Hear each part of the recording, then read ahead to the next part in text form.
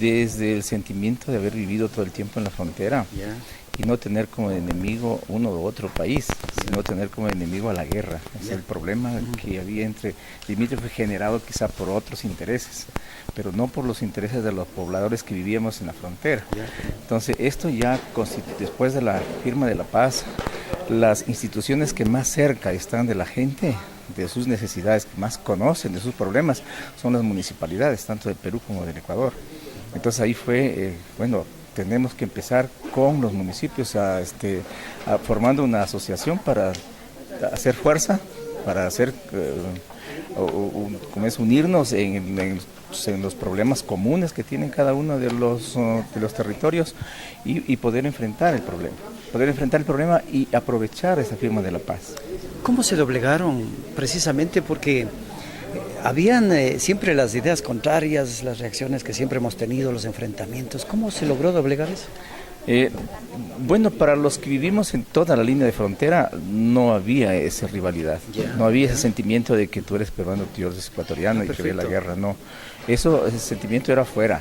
Nos decían los enemigos peruanos o los peruanos los enemigos ecuatorianos. No, los que vivimos en la frontera siempre vivían otra realidad. Otra realidad, totalmente, como decía Manuel. Nuestros abuelos, no se sabe si fueron ecuatorianos o peruanos, si fue producto de la guerra que se quedaron. Mis abuelos quedaron en el Perú, la mayor parte de sus bienes quedaron en el Perú. Y los que quedamos en el Ecuador, pues de mis padres, quedaron sin nada, absolutamente nada, para empezar de cero. Una cuestión parecida a la de Colombia-Venezuela ahora, ¿no? Lógicamente. Y ahora otra cosa que como nos inculcaban, y te decía que el enemigo era la guerra, yo me recuerdo como una anécdota que me decían desde pequeño, que al enemigo no hay que darle agua.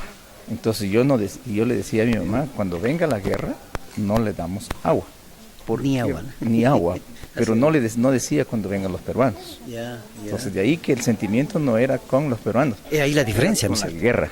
Qué interesante. ¿Cómo, tú que has vivido de cerca esto, cómo has visto el progreso de este encuentro? Para mí, lastimosamente por el trabajo, me tuve que alejar, o sea, fue con Manuel, uno de los primeros técnicos que estuvimos formando el equipo técnico para impulsar esto, y fueron los primeros alcaldes, Franklin, allá en Tumbes, y Edison, acá en Puyango, que formaron la primera directiva, empezamos a construir la primera acta, los estatutos, y poco a poco motivar e impulsar. Yo a los 15 años vengo a encontrarme nuevamente. Vuelves a retomar esto. Y en aquel entonces, con plata y persona. Lógicamente, había que hacer las convocatorias y salir con lo que uno podía hacerlo.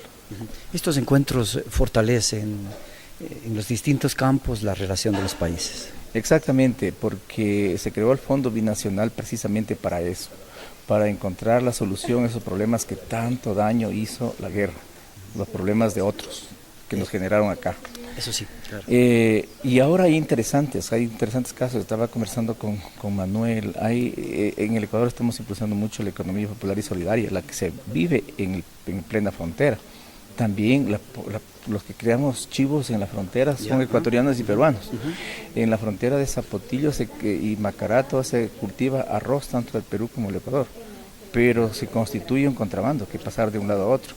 ¿Por qué no ser competitivos los productores agrícolas y ganaderos de la zona? Hay que superar eso. Superar eso. No debe existir ahí Perú y Ecuador, debe existir la producción agrícola y ganadera de la zona.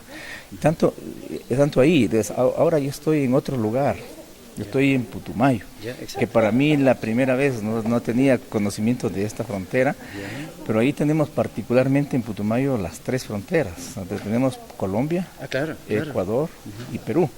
Entonces ahí se vive otra realidad. Triangulado el asunto. Somos frontera con Perú, pero tenemos otras realidades. Entonces no son la misma frontera que está en los departamentos de Tumbes, Piura, Jamaica, creo, y acá el Oro, Loja, Zamora, todas las zonas de acá. Son otras realidades allá. Lo indiscutible de esto es que se viabilizaron estos fondos de la guerra hacia las obras. Muchos de los municipios este rato ya han recibido el beneficio. En el caso de Putumayo, ninguno todavía. Ninguno. Pero hay la aspiración. Recientemente estuve encontrando con Santiago Carrasco, que está venido delegado, y tiene pleno interés y me gustó mucho de ir a visitar las tres fronteras. Es la primera vez que vamos a tener la visita de una autoridad del Plan Binacional para poder impulsar algún proyecto que podamos hacer allá. Es interesante, muy interesante va a ser. Me parece fantástico que se trasladen allá y ver la realidad desde el mismo sitio.